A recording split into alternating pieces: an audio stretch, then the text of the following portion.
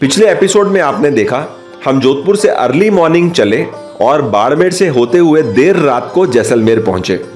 First night stay हमने सम में किया, जो कि जैसलमेर से 1 घंटे की दूरी पर है। ये रेगिस्तान का वो हिस्सा है जहां पर सैंड ड्यून्स है। यहां पर नाइट स्टे करना अपने आप में एक्सपीरियंस है। यहां पर रूम पैकेज के अंदर फूड, कल्चर एक्टिविटी और सुबह की कैमल राइड इंक्लूड रहती है। Hello friends, Visa to Explore में आपका स्वागत है। मैं हूं आपका होस्ट हरीश बाली। चलिए आपको जैसलमेर डेजर्ट टूर और फूड जर्नी पे लेके चलते हैं। इस समय सितंबर का टाइम है। सुबह हमें 10 बजे से पहले कैमल राइड कर लेनी चाहिए या शाम को 5 बजे के बाद, क्योंकि दिन भर में धूप रहती है, गर्मी रहती है। लेकिन दिसंबर या जनवरी के अंदर पूरा दिन आप कैमल राइड कभी भी एंजॉय कर सकते हो। डेजर्ट में कभी भी जा सकते हो। मैक्सिमम ट्रैवलर्स शाम के समय आते हैं सनसेट देखने डेजर्ट में। जैसलमेर से 40 किलोमीटर दूर रेगिस्तान के इस समय बीचों बीच खड़े हैं। बहुत मजा आ रहा है। आप देखिए रेत सामने, क्या एहसास है। हर तरफ डेजर्ट ही डेजर्ट, दूर दूर तक बड़ी लो ग्रीनरी। बहुत ही अमेजिंग जर्नी। टीले के ऊपर खड़े होने में बहुत मजा आ रहा है। मेरे को इन्होंने बताया जैसे आप फिल्मों में देखते हो डेजर्ट, वो यहाँ से 1.5 किलोमीटर दूर है। उसका ये 600 रुपये एक्स्ट्रा लेंगे हमसे, नेगोशिएटेड रेट। तो हम अब वहाँ जा रहे हैं फील लेने के लिए एक्चुअल डेजर्ट की।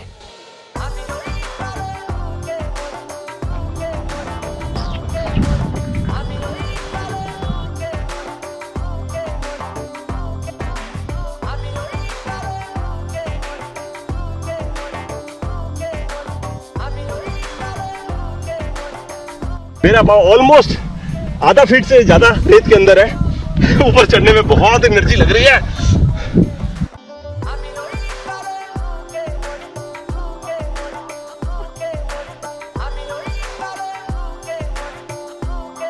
भैया, कैमल की उम्र कितनी होती है?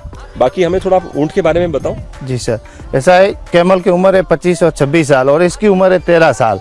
और दूसरे नंबर ये तब पानी पीता है तो 6-7 मिनट में ये 45 से 50 लीटर पानी पी लेता है। और दूसरे नंबर जैसे आंधी आ गई, तूफान आ गई, हमारे को दिखता भी नहीं है, तब हम इसके पीठ पे बैठ के फिर बाद में ये हमें अपने आप घर लेके जाता है। भैया, आप ऊँटनी का दूध पीते हैं? जी सर, ऊँटनी का दूध तो हम पीते हैं। जैसे ऊँटनी का दूध तो क्या, जैसे त्योहार फंक्शन वगैरह होता है तभी पीते हैं। वैसे तो ऊँटनी क्या जंगल पे रहती है। और बाकी क्या, जैसे शुगर की बीमारी वगैरह होती है ना, उनके लिए ऊँटनी का दूध बहुत बेनिफिट रहता है सर। चलो चलो चलो चलो। सुबह सुबह डेजर्ट में कैमल राइड करना एंजॉयबल एक्सपीरियंस रहा। इस समय हम वापस कैंप की ओर जा रहे हैं।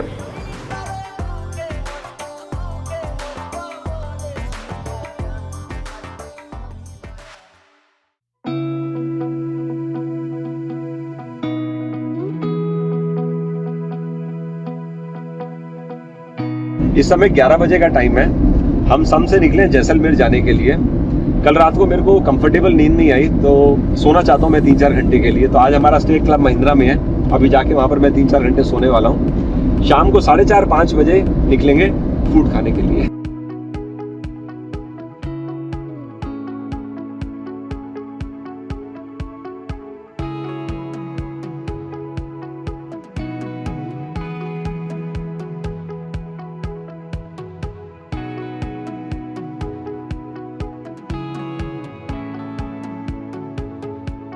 पिछले 1.5 से 2 घंटे से हमने काफ़ी जगह जाके देखा, ऐसा ट्रेडिशनल फूड हमें खाने को मिले जो हमने अभी तक राजस्थान में ना खाया हो। लेकिन बैड लक, वही चीज़ें अवेलेबल हैं जो ऑलरेडी हम खा चुके हैं या रेस्टोरेंट्स इस समय बंद हैं। आज का दिन हम यहीं पर एंड करते हैं। कल सुबह देखेंगे हम कहाँ घूमने जाएंगे और ड्यूरिंग द डे क्या खा सकते हैं नए सिरे से।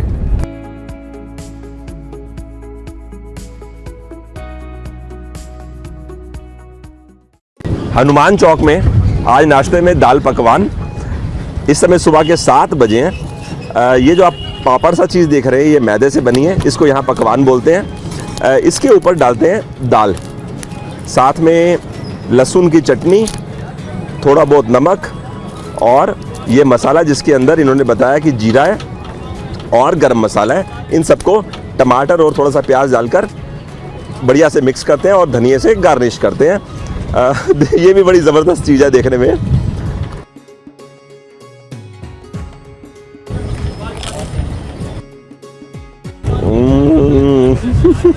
What a brilliant test.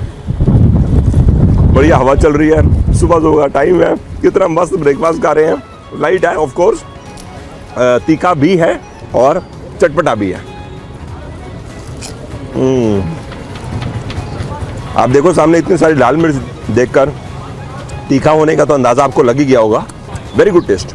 सामने मैंने देखा दाल को जो गर्म कर रहे हैं, नीचे उन्होंने गर्म पानी रखा हुआ है, तो स्टीम से दाल कंटिन्यूसली गर्म हो रही है। ये पकवान जो है ये अपने घर से बना के लाए हैं। गुड।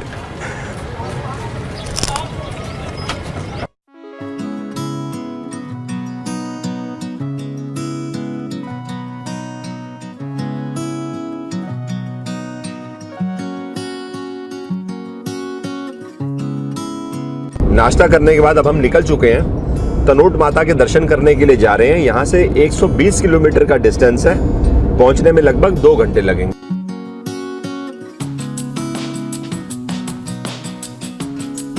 तनोट माता मंदिर से इस समय हम 50 किलोमीटर पहले नहर किनारे खड़े हैं।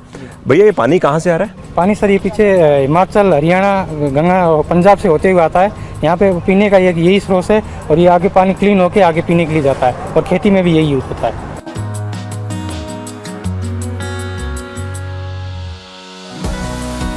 बहुत खूबसूरत नज़ारा है। गाड़ी बहुत स्मूथ चल रही है, रोड कंडीशन एक्सीलेंट, ट्रैफिक बहुत कम है। लेफ्ट और राइट दोनों तरफ डेजर्ट है, छोटे छोटे प्लांट्स, इनको पानी की ज़रूरत नहीं है। काफ़ी अच्छा लग रहा है। सही मायने में तो ऐसा लग रहा है जैसे कोई फिल्मी सीन चल रहा हो। वाओ, सामने जो गांव आप देख रहे हैं इसका नाम है रनाऊ गांव। लगता है देखकर यहाँ 40 से 50 मकान हैं जो कच्चे बने हुए हैं। काफ़ी कुछ हमें इस जर्नी में नया देखने को मिल रहा है।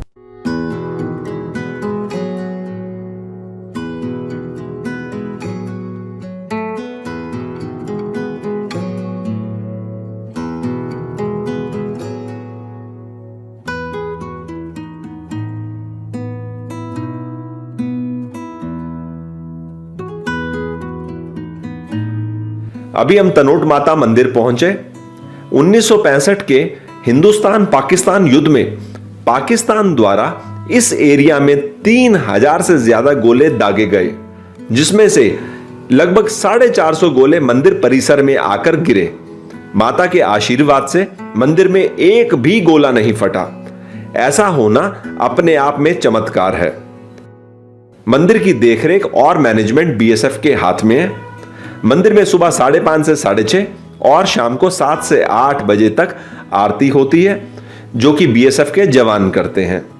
अगर आप जैसलमेर आते हैं तो आपको तनोट माता के दर्शन करने जरूर आना चाहिए।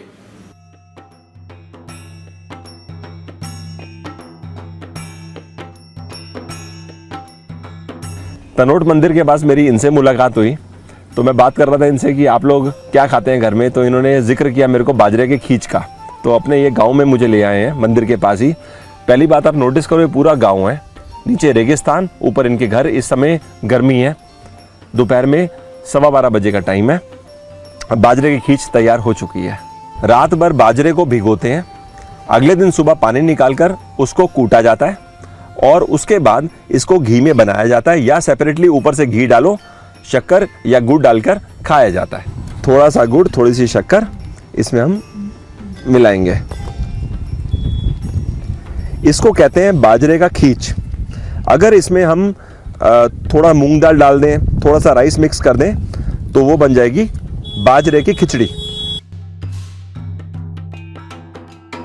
हमने राजस्थान में आकर देखा कि घी बहुत एक्सटेंसिव इस्तेमाल किया जाता है और मज़ा भी आ रहा है यहाँ पर प्योर घी खाकर, जिसको हम देसी घी कहते हैं।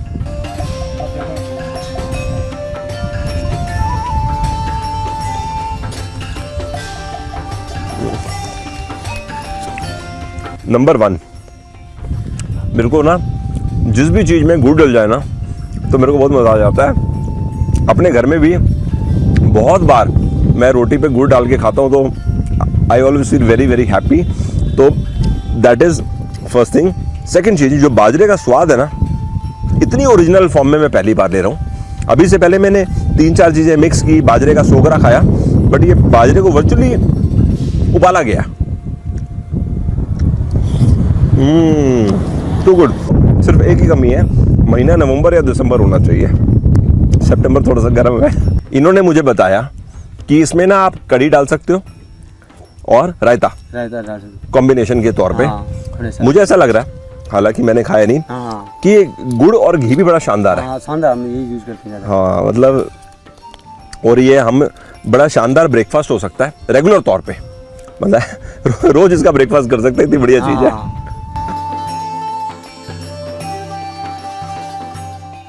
सुबह हमने जैसलमेर से टनोट मंदिर आने के लिए 120 किलोमीटर का सफर किया। अब हम मंदिर में दर्शन करके यहां से लोंगेवाला बॉर्डर की ओर जा रहे हैं, जो कि लगभग यहां से 40 से 50 किलोमीटर के डिस्टेंस पर है। लोंगेवाला के बारे में अगर आप नहीं जानते तो ये वो जगह है जहां पर 1971 की ऐतिहासिक लड़ाई लड़ी गई। अगर आपने बॉर्डर फिल्म देखी हो तो उसकी कहानी 1971 4 दिसंबर की लोंगेवाला लड़ाई पर बेस्ड है। लेफ्टिनेंट धर्मवीर ने पेट्रोलिंग के समय रात में देखा कि पाकिस्तान की पूरी ब्रिगेड, जिसमें 2800 से ज्यादा पाकिस्तानी सिपाही थे, हिंदुस्तान की लोंगेवाला बॉर्डर से अंदर घुस चुके थे। और उनके सामने से आते हुए 10 नहीं, 20 नहीं, करीब 90 पाकिस्तानी टैंक। अगर ये सैनिक अपना मोर्चा छोड़ दे तो पाकिस्तानी सैनिक भारतीय शहरों को बहुत नुकसान पहुंचा सकते थे। दोबारा में गहरी रात के बीच पाकिस्तानी टैंकों का आगे बढ़ना जारी था। हमारे सैनिकों का साझा फैसला था कि शरीर में लहू की आखिरी बूंद तक दीवार बने रहेंगे। आज की रात हमारे लिए इम्तिहान की रात है, क्योंकि एयरफोर्स कल सुबह तक हमारी मदद के लिए नहीं आ सकती और सुबह होने के लिए काफी वक्त बाकी है। हम 120 हैं, वो पूरे टैंक रेजिमेंट के साथ है। कमान ने हमें पोस्ट छोड़कर पीछे हट जाने के लिए कहा है, मगर फिर भी आखिरी फैसला मुझ पर छोड़ा है और मैंने फैसला यह किया है कि मैं मेजर कुलदीप सिंह अपनी पोस्ट छोड़कर नहीं जाऊंगा। चांदनी रात की रोशनी में टैंकों का आगे बढ़ना काफी हद तक नजर आ रहा था। रात के तकरीबन 12:30 बजे थे जब पाकिस्तानियों ने उस अकेले आउटपोस्ट को घेरकर हमला शुरू कर दिया।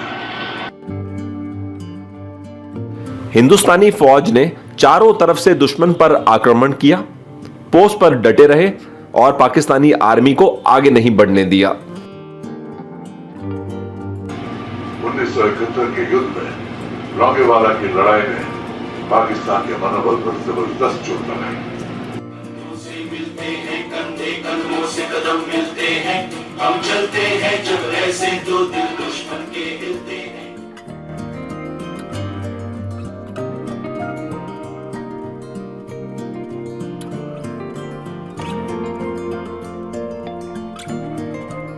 अगर आप जैसलमेर आते हैं तो आपको लोंगेवाला जरूर आना चाहिए।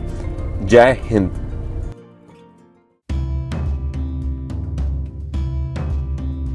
लोंगेवाला से 108 किलोमीटर का सफर करके हम जैसलमेर में डी देसी एरोमा पहुंचे। ऑडियो में कुछ इशू होने की वजह से ये क्लिप आप एज अ वॉइस ओवर देखेंगे। शेफ के साथ ब्रेनस्टॉर्मिंग करके हमने अपने लिए 3 चीज मंगवाई: चक्की का साग, चंदेलिया। जैसलमेर या नजदीक के एरिया में आपको ये ग्रीन लीफी वेजिटेबल मिलती है। थर्ड डिश का नाम है पित्तोड़े या फिर दही पित्तोड़ की सब्जी। बड़ी इंटरेस्टिंग रेसिपी है। बेसन और दही के मिक्सचर को पकाकर ठंडा करके इस तरह की कतलियां तैयार की जाती हैं और उसके ऊपर दही से तैयार हुई करी डाली जाती है। जैसलमेर क्योंकि डेजर्ट एरिया है, इस रीजन की वजह से इस एरिया में ग्रीन वेजिटेबल्स काफी कम मिलती हैं।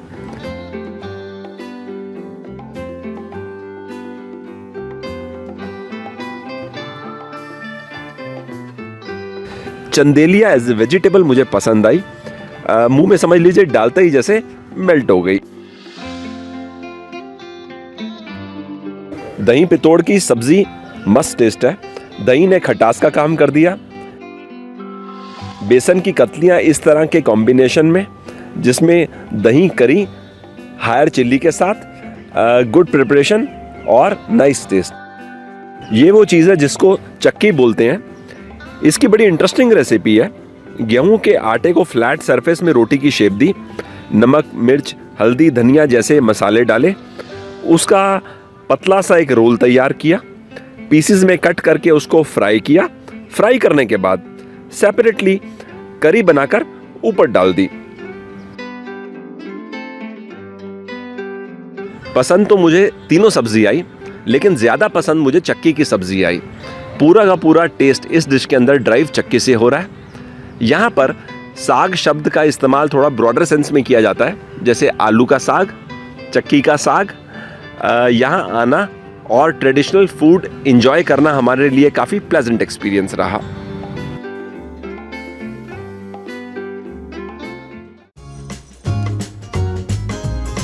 मेरे को बहुत सारे कमेंट्स आए थे, जैसलमेर जाओगे तो वहाँ पर घोटुआ लड्डू खाना। मैं इस समय DRB जैसलमेर फोर्ट के पास में पहुँच चुका हूँ। Very famous sweet shop. तो आप ये देखो, ये है घोटुआ लड्डू।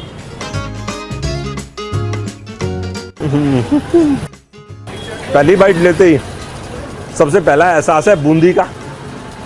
मिठास काफ़ी डिसेंट लेवल पे है। बूंदी का मावे के साथ मिक्सचर, ये तो बहुत सॉफ्ट। ये देखो कितना सॉफ्ट है।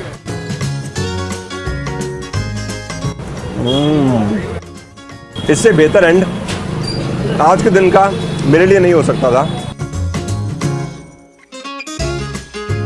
बूंदी और मावा के सिवा भी कुछ रहता है इसमें? केसर और इलायची रहता है। अच्छा, केसर और इलायची। इसका नाम घोटुआ क्यों है? इसको घोट घोट के बनाते हैं। बूंदी को घोटा ही होती है, इसलिए इसका नाम घोटुआ होता है। बहुत बढ़िया लगा मेरे को इसका टेस्ट। ये कितने दिन चल जाता है? अगर 1 महीने तक खराब नहीं, 1 मंथ। Room temperature? हाँ, फ्रिज की जरूरत नहीं है इसको। फ्रिज में रखना भी नहीं है। ओके। घोटुआ लड्डू के साथ हमारी आज की ये ट्रैवल और फूड जर्नी समाप्त होती है। अगर आपके कुछ एक्सपीरियंसेस हैं तो हम कमेंट्स में हमें ज़रूर बताइएगा। इस एपिसोड में आपको अच्छा क्या लगा वो भी ज़रूर बताइएगा। हमेशा की तरह मैं इंतज़ार करूँगा आपके कमेंट्स का। That's it, see you soon, thanks for your time.